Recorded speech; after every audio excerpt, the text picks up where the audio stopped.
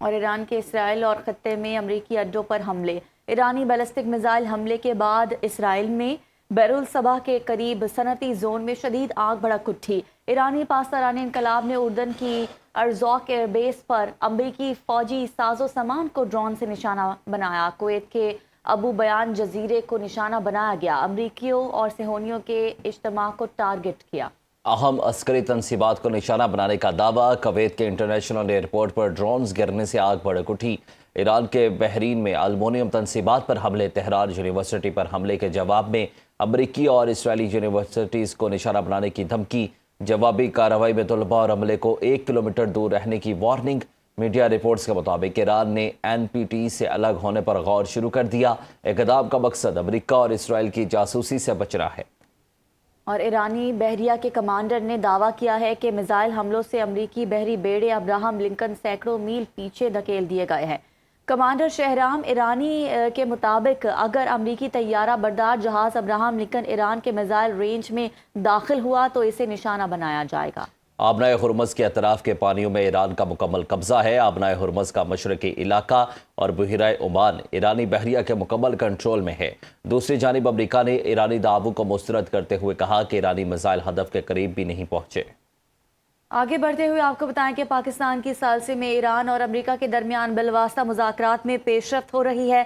جلد ڈیل ہو سکتی ہے۔ امریکی صدر ٹرمپ نے طیارے میں میڈیا سے گفتگو کرتے ہوئے کہا ایران کے خلاف مختلف آپشنز زیر غور ہیں۔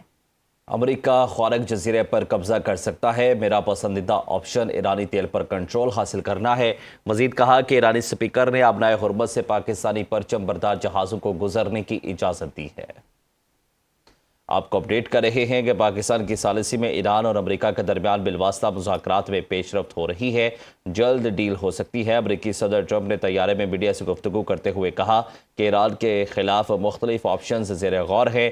میرا پسندیدہ آپشن ایرانی تیل پر کنٹرول حاصل کرنا ہے۔ مزید کہا کہ ایرانی سپیکر نے آبنائے ہرمز سے پاکستانی پرچم بردار جہازوں کو گزرنے کی اجازت دی ہے۔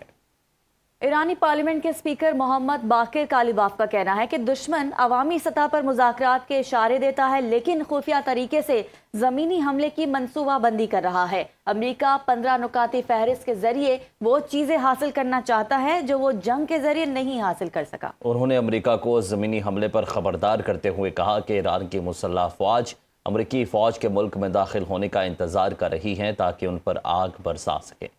اسرائیل اور اس کے اتحادی سمجھتے ہیں کہ علم کو بمباری کے ذریعے ختم کیا جا سکتا ہے۔ ایرانی وزیر خارجہ عباس عراقچی نے ایکس پر بیان میں کہا کہ یہ بات سائنسدانوں کا قتل، ایران کے جوہری مراکز پر حملوں اور اب جامعات کو نشانہ بنانے میں ظاہر ہوتی ہے۔ حقیقت میں ان کے اقدامات مایوسی کو ظاہر کرتے اور علم کے حصول کے جذبے کو مزید بڑھاتے ہیں۔ امریکی نیوز چینل CNN کی ٹیم پر اسرائیلی فوج کا حملہ۔ آرمی چیف جنرل ایال زمیر نے فوری ایکشن لیتے ہوئے مغربی کنارے کی پوری فوجی بٹالین معطل کر دی۔ فلسطینی بستی میں زمین پر زبردستی قبضے کی کوریج کے دوران واقعہ پیش آیا۔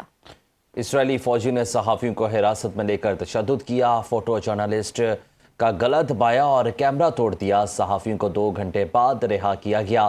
عالمی صحافتی تنظیموں نے اظہار تشویش کرتے ہوئے واقعے کی تحقیقات کا مطالبہ کیا تھا۔ تہران میں قطری نیوز چینل کی عمارت پر اسرائیلی حملہ، متعدد افراد زخمی ہو گئے۔ خبر ایجنسی کے مطابق اسرائیلی میزائل نے تہران میں العربی ٹی وی چینل کی عمارت کو نشانہ بنایا۔ اسرائیلی حملے کے بعد چینل کی براہ راست نشریات معطل ہو گئیں۔ عمارت کو بھی شدید نقصان پہنچا۔ ایرانی میڈیا کا کہنا ہے کہ چینل کی عمارت کو جان بوجھ کر نشانہ بنایا گیا۔